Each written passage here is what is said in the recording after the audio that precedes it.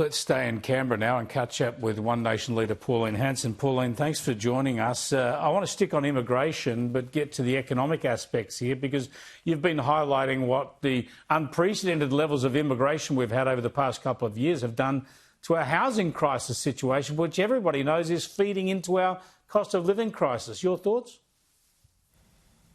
Well, you're totally right. What I've been saying about it, you can't have 740,000 people come in 22 to 23. It was increased. The Morrison government dropped it from 260,000 to 190,000 at that time. They knew, and I was questioning it then. They knew there was an issue with it at that time. Then, when the Labor took over, they increased it from 190,000 up to 240,000 in the first year, 22 to 23, and they said it was for skills. Chris, only 51,605 were actually skilled migrants, and of that, only 1,800 for the construction industry. So you're not going to get the houses built at all.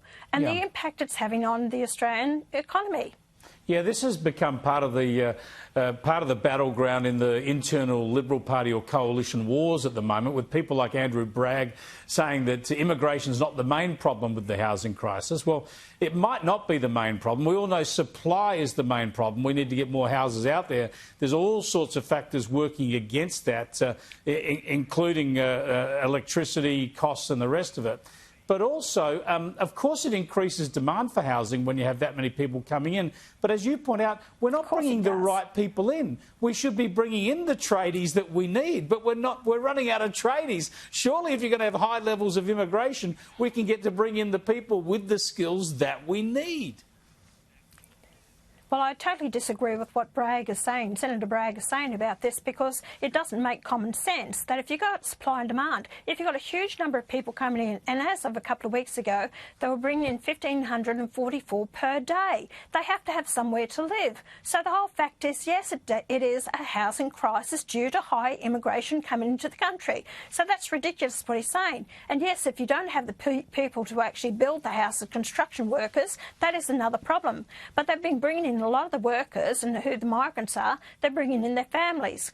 Chris, we can't, just flood the country with people who are not going to add skills to this country and bring in their families. And I say the same with the foreign students. You can't allow foreign students in and bring in their families and spouses and everyone else, because they're coming here to do studies. We need to tighten down, crack down on immigration into the country, and One Nation will do it. Got to have a debate. I've said for a long while that I'm very supportive of immigration. You have to control it, and the numbers have to be right, and we've got to have that debate now. Too many people are afraid of the debate because you're screamed at as a racist or whatever, but we've obviously got too many people coming in at the moment, and not the right people, and we've got to fix it.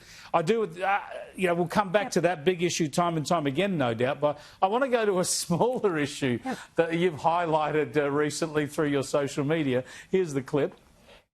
Well, I've come down to Canberra to do estimates, and I had to do some shopping, because I like to cook for myself, and I'm shopping. Guess what? I'm sure many of you are used to this. You buy these cheap rubbish bags that split and break on you all the time. I'm over it. I'm so angry about this. And 25 cents a bag. I'm sure many of you know how I feel about that. Of course, I had to buy it, didn't I? Because I'm in Canberra and I didn't carry my own bags with me. Anyway, this is what you have to put up with. So, for the cost of living, I'm telling Woolies and Coles, get your act together with the bags. I reckon a lot of people will be nodding their heads, Pauline. By the way, if you need some shopping bags for your Canberra flat, the back of my car is chockers with all these permanent bags, because I always forget to take them into the supermarket. And tell me the truth, did that bag really break, or did one of your staffers rip it for the video? No, that little broke. I'm so angry with it. But the fact is, Chris, you won't believe it. I've had 14,500 comments and 85,000 views with the tape. The people are supporting me. Yes, Woolies and Coles, go and do something about the bags. They're ridiculous. And what you charge 25 cents is over the top. We used to get them for free. If they want to do that, they used to get them for free. Give them to us for free now. They're doing the environment a favour. Give us free paper bags. Fair enough. Thanks for joining us, Pauline. Appreciate it. Pauline Hanson there, live in Canberra. Now, we're going to go to a break. After the break, I'm going to focus on that alarmist climate risk assessment the government put out last month with an expert, Roger Pilkey Jr., who's going to pull it apart.